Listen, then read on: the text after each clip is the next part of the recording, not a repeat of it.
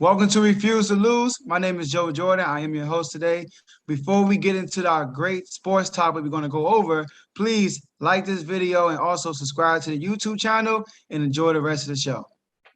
I refuse to lose. I'd rather get these weak dudes the blues and separate them from their Jews. Teach them don'ts and do's. I raise tools, make crews, make decisions confused. So look, the Cowboys versus the Buccaneers. That game was very entertaining. It really was. It was very entertaining. But the main thing that stuck out to me about this game was that both secondaries are terrible. Both secondaries are not that good. The Buccaneers defense is overrated in my opinion. We forget that last year's NFL season that they were suspect in the secondary and they just caught fire in the playoffs. And the Cowboys, we know about them. So, watching the game, and then I watched it a second time, right after the first time I watched it again, the Buccaneers could have scored 70 points on these Cowboys. It could have scored a lot of points on these Cowboys. The Buccaneers shot themselves in the foot a lot of times in this game. And so did the Cowboys. The Cowboys could have scored a lot of points also, but the Buccaneers defense played a little bit better than the Cowboys defense. Also, the Buccaneers special team played better than the Cowboys special team because the Buccaneers special team put the Cowboys in a difficult situation almost every drive. They had to come from deep in their own territory to drive down the field, or the only time they didn't have to drive deep in the territory was when the Buccaneers scored a touchdown, and they came back from the 25-yard line. And then you had the Buccaneers. Whenever the Cowboys punt the ball to them, they had a good return almost every time. It was only one time when the Dallas special team did a great job. I believe that was in the fourth quarter, but Dallas was kicking it from their own, deep in their own territory. So even though they had a great special teams play, Buccaneers still had, okay field position. So, but the Buccaneers special team played very well yesterday. They put their team in great situations to start their drives off.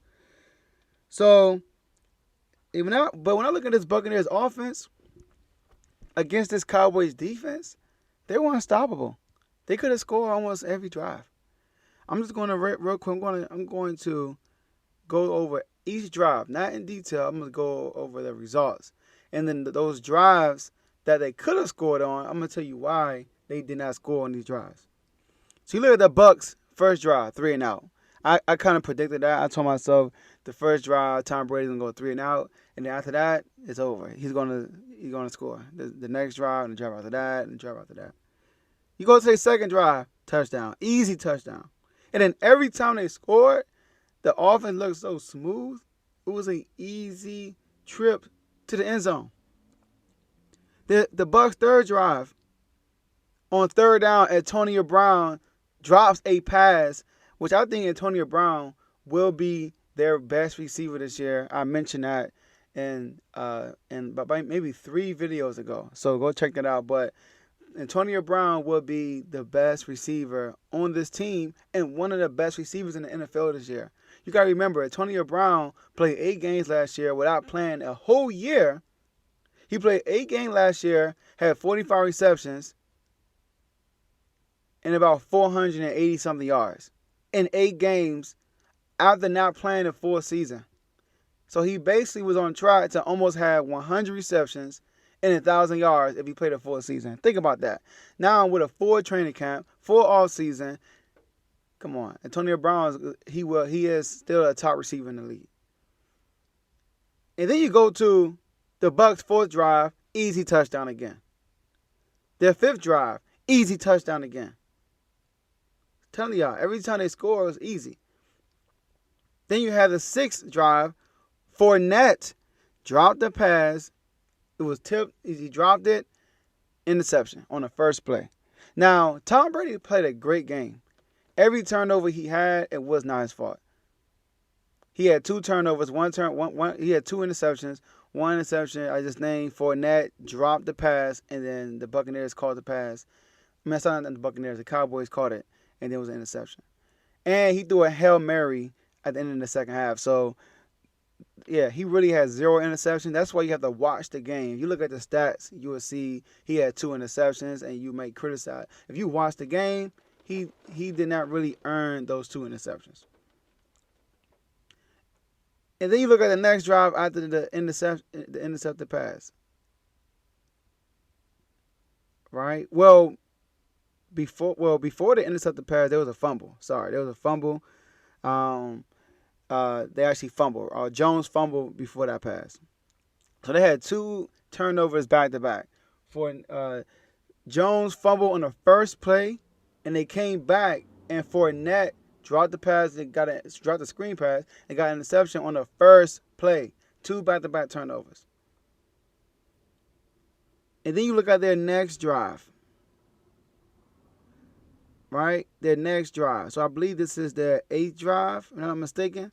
Bucks touchdown, easy touchdown. And then their 9th drive, that's when the interception happened on the Hail Mary before the first half. But then you look at the next drive, the 10th one. His second, Godwin, he had some moments in this game when he could have cost them the game. 2nd and 10, Godwin dropped a pass that would have made it 3rd and 1. Tom Brady put it right on the money. He dropped it. And next thing you know, it's 3rd and 10. And they didn't convert. They forced a punt. But if Godwin was a catch that pass, it would have been 2nd and 1. Or 2nd and inches, basically.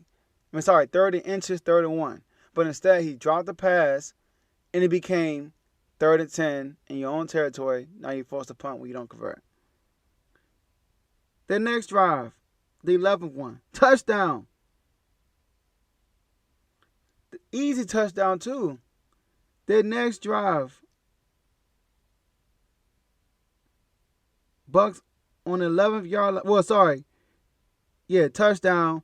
And then the drive after that, I'm so sorry. Godwin dropped the bomb on 3rd and 10, guys. Dropped the huge bomb wide open. Great pass by Tom Brady. Now I know it's a tough catch. You listen to the commentators, they say that these are one of the toughest catches you can make as a wide receiver. But you're in the NFL, you got to catch that pass. And then you go to the Bucks, the next drive. They had a great drive, and Godwin fumbled on the Cowboys 2-yard line in the 4th quarter.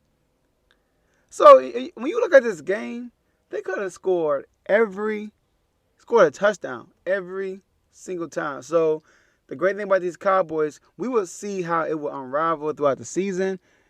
They forced 3 turnovers, I should say, because 1 turnover was a Hail Mary. They forced 3 turnovers, which, if you have some playmakers on the defensive side, that will happen, especially fumbles.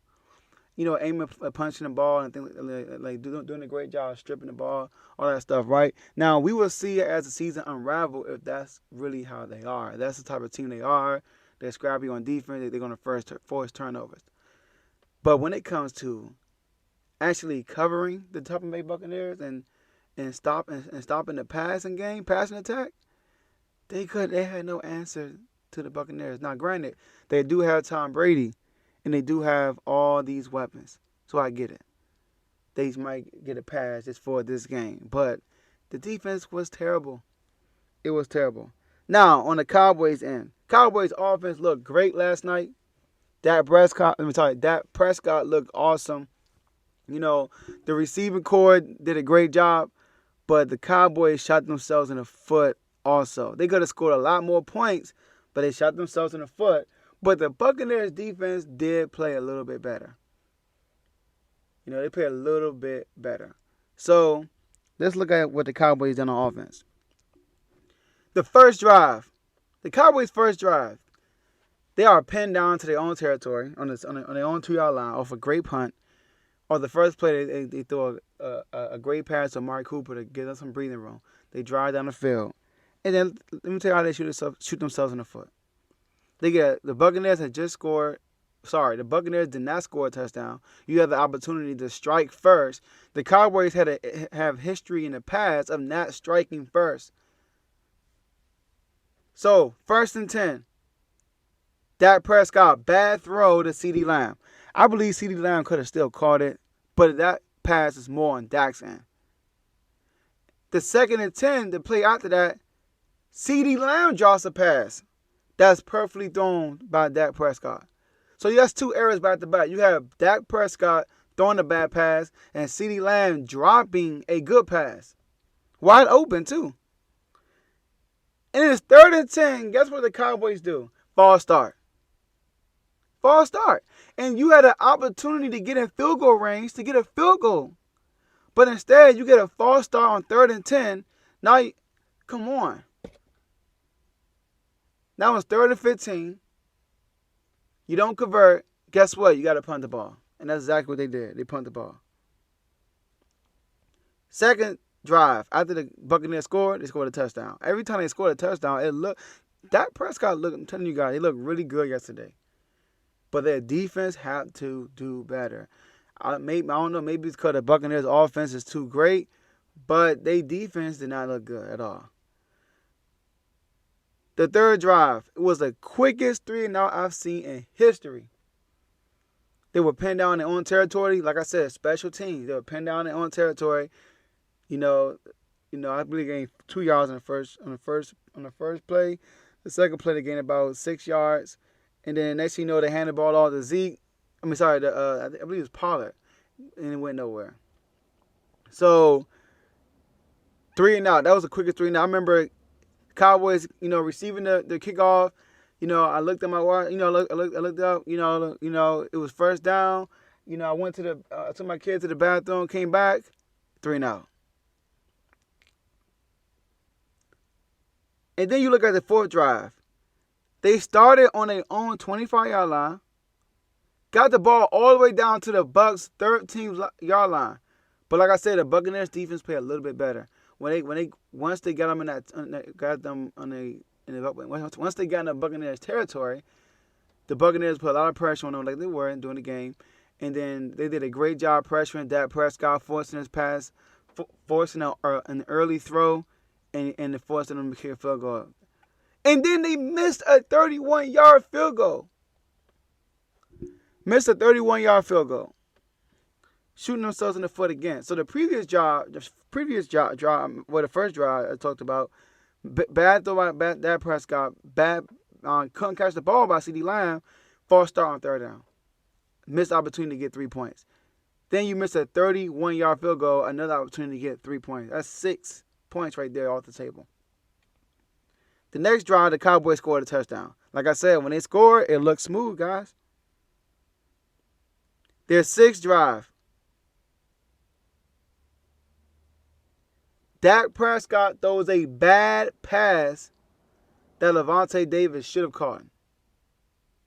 But even if he didn't catch it, there was a DB behind him that would have got the interception. But they made a 35-yard field goal. So they got points out of that drive. But the Cowboys were moving the ball in Tampa Bay's territory. My point is, Tampa Bay's secondary is not as great as you think. Now, you might say maybe it's because the Cowboys' offense is great, which it might be true. But that secondary is not what you think it is. You look at the next drive. Cowboys, the next drive. Dak sacked on 2nd down. Lost 12 yards. 3rd and 10. Guess what? Holding. Not 3rd and 10, sorry. It was actually 3rd and 22. Guess what, guys? Holding penalty on the Cowboys. Are you surprised? No. And then on top of that, you kick a dumb 60-yard field goal with 20 seconds left that would give Brady the ball on a 50-yard line before the half to get more points. And they were just blessed that didn't happen. But come on, Mike McCarthy. You punt that ball. You punted it. If you watching the same game I was watching, your defense getting scored on almost every drive. Or would have. Then you have the next drive. They started on the 25-yard line. Like I said, they moved the ball down the field. They started on the 25-yard line, got the ball all the way down to the Bucs' 3rd-yard line. It's 3rd down. They pitch the ball to Zeke. He has one-on-one against a DB, and he gets beat. See, that's why some people have Saquon Barkley above Zeke Elliott, because Zeke has no agility. Because Zeke was supposed to beat his man one-on-one right there. And that would have set them up at least for a fourth and 1, something like that. I'm pretty sure the Cowboys would have went for it. But instead, Zeke got beat by defensive back one-on-one. See, the great running backs, not saying that Zeke's not great, but most great running backs, when it's one-on-one, you're getting beat every time. It's hard. And then when there's a great tackle on one-on-one, it gets mentioned like, oh, that was a great tackle. That wasn't even they kind of mentioned it, but that really wasn't a big thing because nobody expected Zeke to beat this guy one-on-one because he has no agility. Then you look at their next drive. Dak throws a ball in traffic on 1st and 10, intercepted. Now, the ball did touch CeeDee Lamb's hands, but it was a bad pass. I think Amari Cooper was in the territory also. It was traffic right there. He threw the ball 1st and 10, intercepted. Then after that, guess what? Tampa Bay Buccaneers scored a touchdown. So Cowboys had so many opportunities